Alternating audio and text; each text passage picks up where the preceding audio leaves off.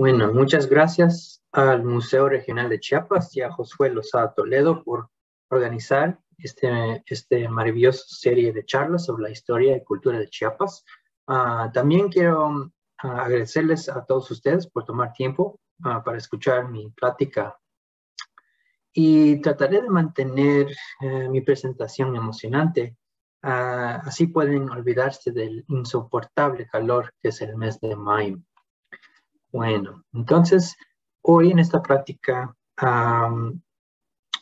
aplico los conceptos de la práctica y la encarnación como parte de una arqueología relacional para entender cómo se institucionalizó la desigualdad en el sitio arqueológico de Tzunún en Chiapas.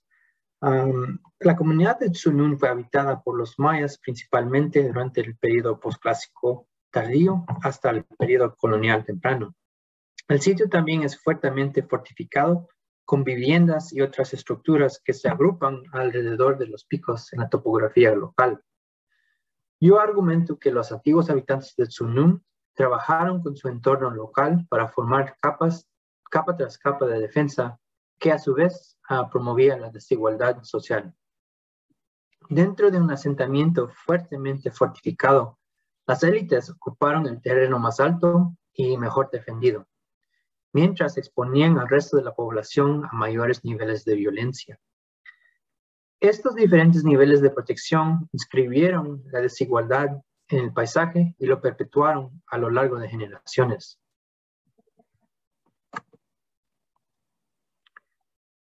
Para construir mi argumento, proporciono algunos antecedentes breves sobre el estudio arqueológico de la desigualdad. A continuación, describo mi enfoque relacional para el estudio de la práctica marcial con paisajes y encarnación. Luego, profundizo en el caso de estudio de Tzunún en Chiapas. El estudio de la desigualdad socioeconómica ha sido un elemento básico de la arqueología. B. Gordon Childe destacó a principios del siglo XX que al comprender o entender los patrones en la producción y distribución de artefactos y estructuras, podemos pintar una imagen de la organización socioeconómica del pasado. Este tipo de análisis ha sido muy productivo y ha resultado en una gran cantidad de conocimientos de muchas partes del mundo. Por ejemplo, en el estudio de los antiguos mayas, el tamaño y la elaboración de las estructuras se pueden combinar con la distribución de artefactos exóticos o extranjeros asociados para determinar las distinciones de estatus dentro de un asentamiento o entre comunidades. En un contexto posclásico, uno esperaría que las élites ocuparan viviendas hechas con mayor cantidad de mampostería que con materiales perecederos y que tuvieran mayor acceso a jade, metal, conchas marinas y otros artefactos exóticos o que provienen de larga distancia. A través de este tipo de análisis, los investigadores han demostrado la prevalencia de las diferencias socioeconómicas dentro y entre las comunidades mayas, incluidos los mayas posclásicos del Petén o de las tierras altas de Guatemala. En este trabajo se destaca, entre otros, la importancia de conectar la geografía sagrada y la cosmología con el análisis socioeconómico para entender la desigualdad en el pasado. Comenzando en el periodo formativo y continuando en periodos posteriores, el acceso y la comunicación con las vitalidades convergentes de ciertos lugares, como las montañas y las cimas de montañas, estas vitalidades fueron parte integral de la creación y mantenimiento de las distinciones de estatus adentro de las comunidades mesoamericanas. Por ejemplo, el templo mayor de Tenochtitlán fue la encarnación de Coatepec, o la montaña sagrada donde Huitzilopochtli luchó contra su hermana para nacer y sobrevivir. El templo mayor, como montaña sagrada, también participó en prácticas de sacrificio humano que reforzaron visceral y ideológicamente el poder de los aztecas imperiales sobre los demás. Creo que es seguro decir que aquellos de nosotros que trabajamos en Mesoamérica aceptaríamos que la cosmología, junto con la economía, jugó un papel importante en la institucionalización de la desigualdad en las comunidades mayas del formativo tardío, clásico y posclásico.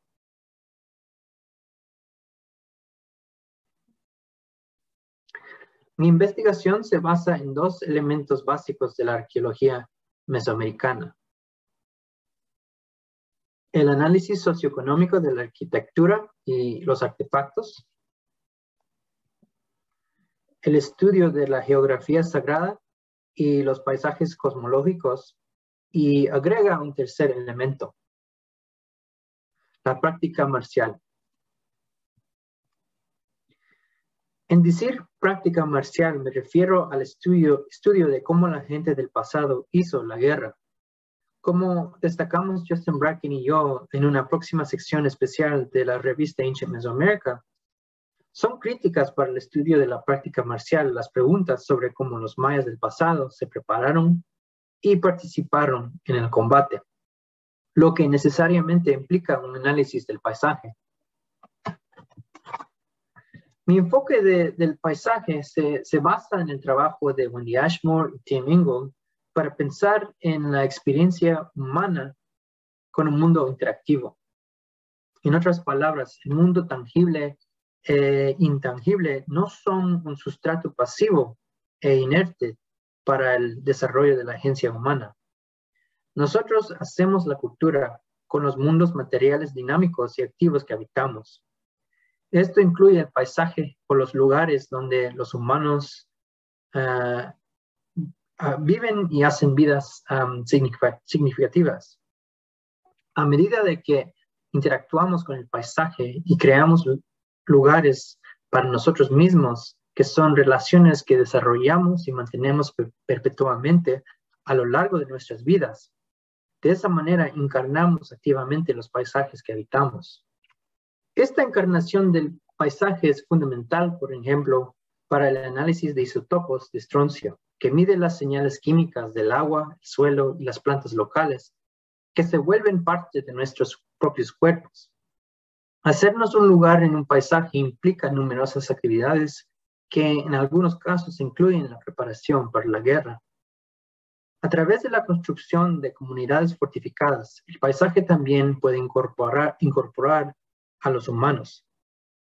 Y aquí quiero hacer una pausa para señalar unos problemas conceptuales que surgen debido a la necesidad de traducir conceptos. Mi investigación se basa en el término inglés embodiment, que no se traduce fácilmente al español. Los términos españoles más cercanos son encarnación e incorporación.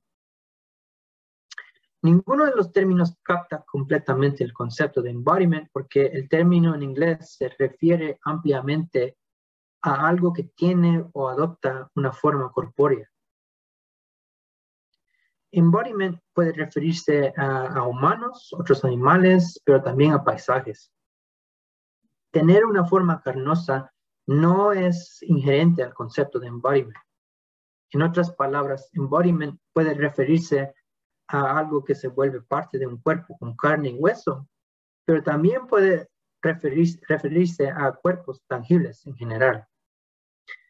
Así, la incorporación captura el concepto de seres relacionales en términos generales, pero la encarnación captura con mayor precisión el concepto de personas constituidas con paisajes, que está en el centro de mi presentación. Uniendo las diferentes líneas de mi investigación, sostengo que la práctica de fortificación, que es un proceso de construcción y mantenimiento, revela cómo los humanos y los paisajes forman relaciones en las que encarnamos activamente o moldeamos y nos convertimos en parte uno del otro.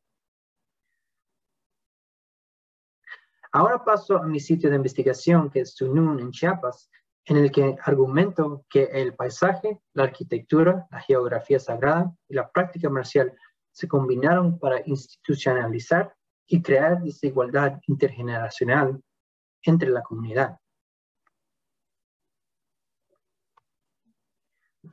Sunún es un sitio arqueológico ubicado en Puerto Bello Metzovoc, que es parte de la área de protección de flora y fauna Naha Metzovoc. La reserva es hogar de los mayas lacandones y celtales contemporáneos que viven en el pueblo de Puerto Bello Metzovoc. La gente local son los administradores sobre el terreno, trabajo que hacen como parte de varias agencias federales. Igualmente, los mayas de Metzovoc son colaboradores en todo mi trabajo de campo arqueológico. Como parte de un programa más amplio de arqueología comunitaria, todos los datos que presento hoy fueron colectados con permiso y la colaboración de todos los mayas que viven, en Puerto Bello Metzovoc.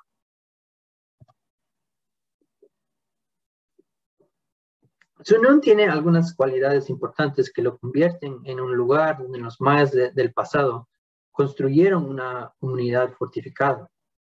El sitio es una península que estacionalmente se convierte en una isla cuando los niveles de los ríos y lagos locales aumentan durante la temporada de lluvias. Además, el sitio es acantilado y montañoso. Para entender la topografía, uno debe de subir y bajar, y luego subir y bajar un poco más, teniendo cuidado de no caerse de algún precipicio o borde escarpado. Hoy presentaré una breve discusión de mi investigación sobre la práctica marcial. Se puede encontrar un análisis más profundo de cómo los mayas prepararon a Sunún para la guerra en mi tesis doctoral y una próxima publicación en la revista Ancient Mesoamerica. Como parte de mi investigación doctoral y postdoctoral, me he centrado principalmente en cómo las personas antiguas preparan los asentamientos para la guerra. Al colectar evidencia etnohistórica, arqueológica, epigráfica y iconográfica, distinguí 4 tendencias en la forma en que los mayas interactuaban con su entorno físico para fortificar sus asentamientos. Los mayas ocupaban islas y lugares lacustres o acuáticos para fortalecer sus asentamientos. Empleaban terrenos montañosos y acantilados para formar un paisaje marcial.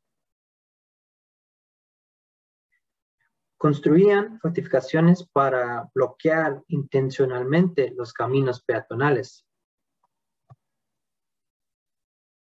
Los mayas integraban 2 o las 3 técnicas anteriores para crear una defensa en profundidad. Dentro del entorno acuático y acantilado de Sunún, los mayas del posclásico tardío construyeron una defensa con varias capas que incorporaron la topografía y hidrología local. En el mapa que están viendo, me acerqué a la parte sur del sitio y eliminé la mayoría de los edificios de Sunún. Hice esto para que puedan tener una mejor idea del entorno físico local y la ubicación de las posibles fortificaciones del sitio. De las 4 tendencias en cómo los pueblos mayas fortalecen las comunidades, ya establecí que Sunún está ubicado en una península que estacionalmente se convierte en una isla. Además, el terreno local es acantilado y montañoso. Las posibles fortificaciones de Sunún eran una serie de muros de mampostería y una trinchera asociada con montículos de tierra a su lado oeste. Todas estas características se agrupan en terreno que conecta la península con la tierra firme.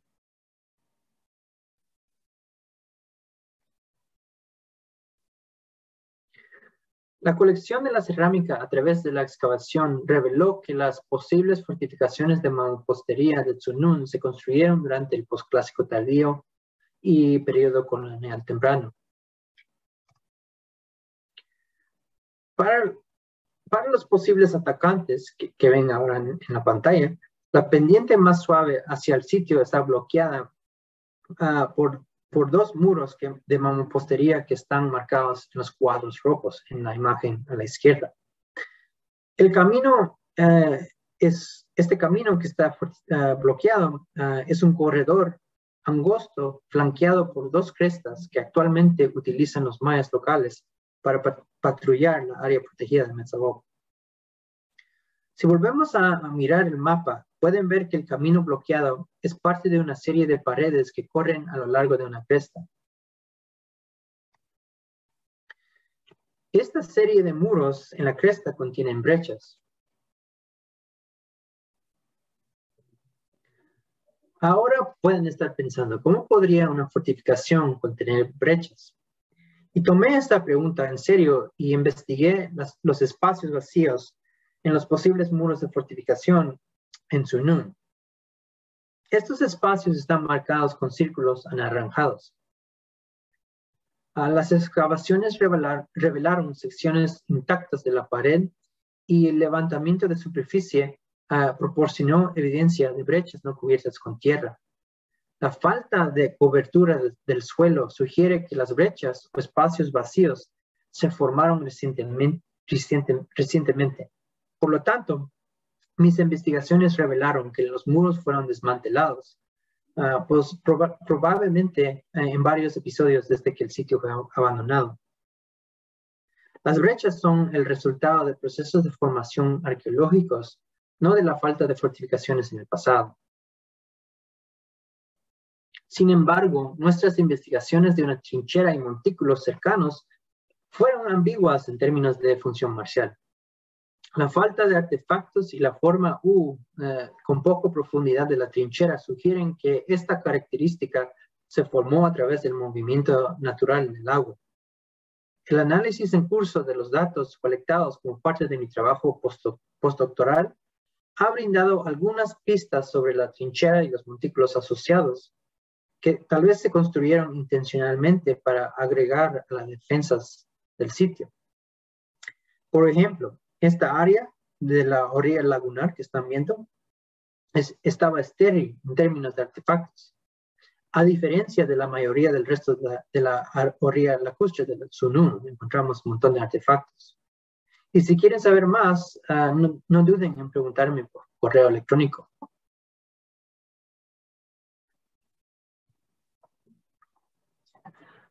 A pesar de las dudas que rodean la trinchera y los montículos, la topografía de Sunún y la ubicación de sus fortificaciones de mampostería establecen que los habitantes del sitio del periodo posclásico tardío y colonial temprano emplearon las 4 tácticas de fortificación. Por lo tanto, Sunún fue fortificado y el terreno acantilado y el entorno acuático del sitio fueron fundamentales en la implementación de la defensa en profundidad. Los guerreros tendrían que atacar durante la estación seca. De lo contrario, tendrían que participar en un asalto anfibio. La ruta terrestre hacia el sitio está bloqueada por múltiples muros de mampostería. Es posible que la trinchera y los montículos se hayan agregado a las fortificaciones del sitio. Si se rompieran las barricadas del perímetro del Sunún, los atacantes tendrían que lidiar con un entorno físico montañoso y acantilado. Dentro de este paisaje montañoso, el terreno más alto proporcionaba más capas de protección. Y este punto me lleva a mi argumento sobre la desigualdad y la geografía sagrada. Durante el posclásico tardío y el periodo colonial temprano, el pico más alto del sitio desempeñó un papel importante en la configuración de la vida social en Sunún. Las excavaciones en la cumbre revelaron evidencias de un grupo arquitectónico que formó el corazón político-administrativo de la comunidad. En este grupo, la arquitectura del pico está orientada hacia un templo. Y es lo que ven en la imagen en la derecha. He marcado la orientación del pico más alto con un templo con la línea roja.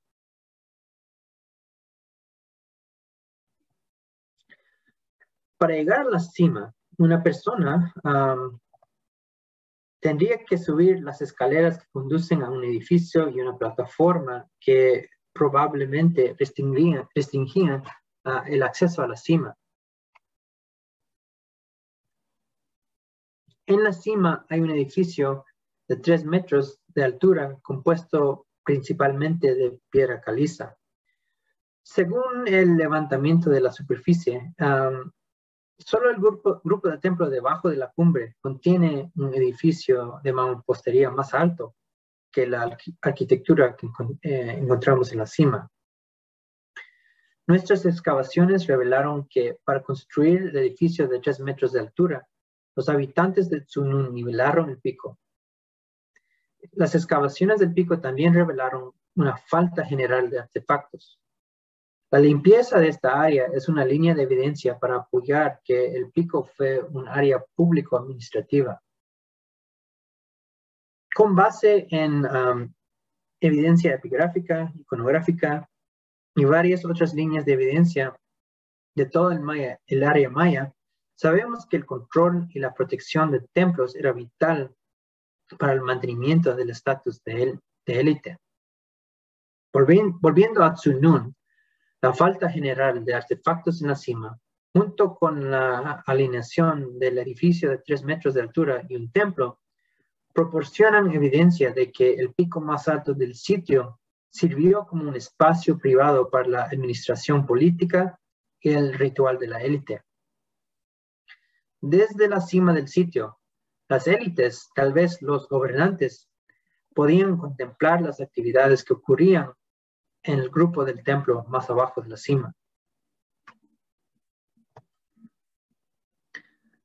Tsunun también estaba socialmente estratificado en términos de riqueza material.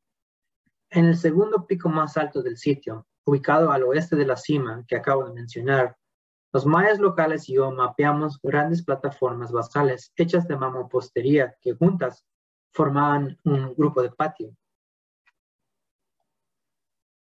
Las excavaciones revelaron grandes cantidades y variedades de artefactos, incluidos elementos de alto estatus como metal, piedra verde y conchas marinas. Un muestreo adicional de viviendas alrededor de este grupo apical reveló ocupaciones de estatus variable.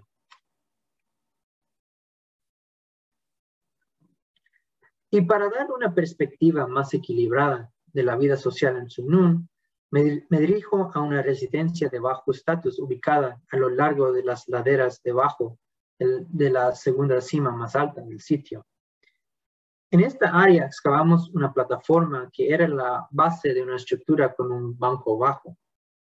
Recuperamos la mayoría de los artefactos de la única fase de relleno utilizada para construir la plataforma. Esta residencia contenía la mayor cantidad y peso de conchas de caracol en mi universo de muestreo. Las conchas de caracol representan restos de lo que comían los mayas antiguos. El edificio y la plataforma tenían una función doméstica porque descubrimos una piedra de moler y artefactos domésticos cotidianos durante las excavaciones. En comparación con otras viviendas que excavamos, no encontramos una gran cantidad de artefactos exóticos o de alto estatus. La escasez de estos elementos corrobora que excavamos una residencia de bajo estatus. En términos de estatus, las demás viviendas que muestré se encontraban en algún lugar entre esta residencia de bajo estatus y las ocupaciones de alto estatus en los picos. Es decir, que encontramos un rango de estatus en el sitio.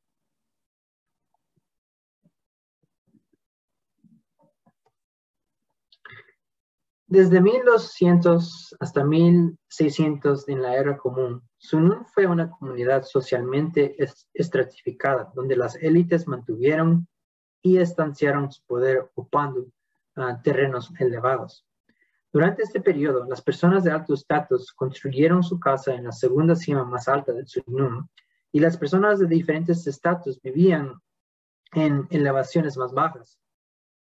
Los habitantes de Tsunun también nivelaron el pico más alto del sitio para construir el corazón político administrativo de la comunidad.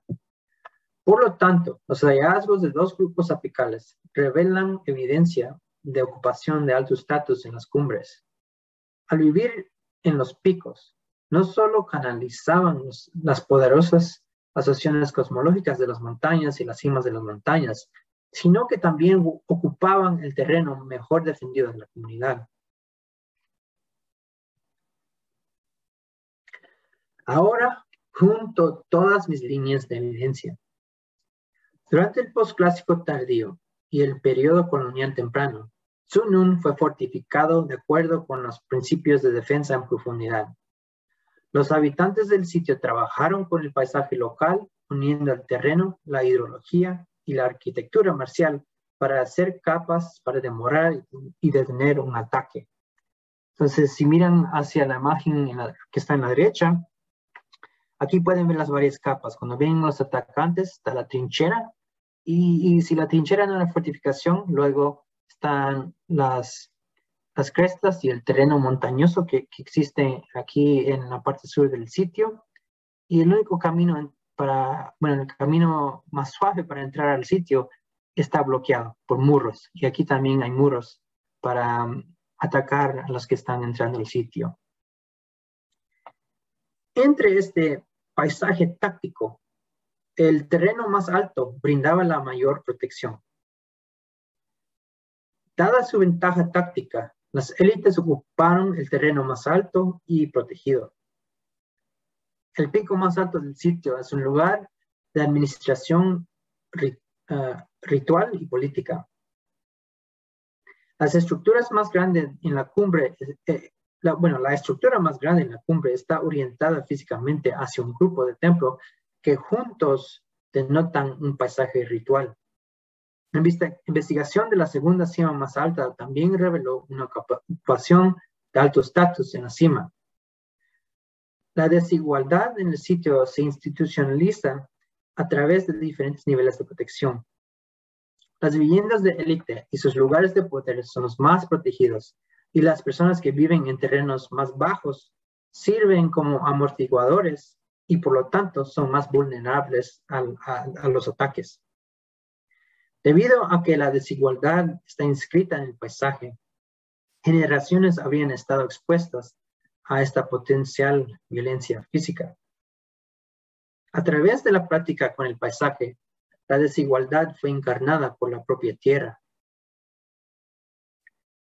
Este paisaje estructuró continuamente a la vida de las generaciones futuras porque en su vida diaria, los lugareños podían mirar hacia arriba o hacia abajo desde sus hogares para ver su lugar literal en la jerarquía social. Muchas gracias a todos.